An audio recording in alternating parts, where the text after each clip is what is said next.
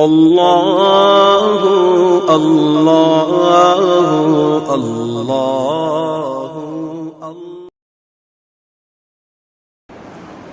کفار کے بارے میں جو مذمتی آیات ہیں قرآن کریم میں سورہ نون کے اندر، اس کے اندر ہے کہ یہ جو صفات ہے، تانا مارنا، غیبت کرنا، احسان جتلانا، چغلی کرنا، فساد پھیلانا، یہ کافروں کی صفت ہے۔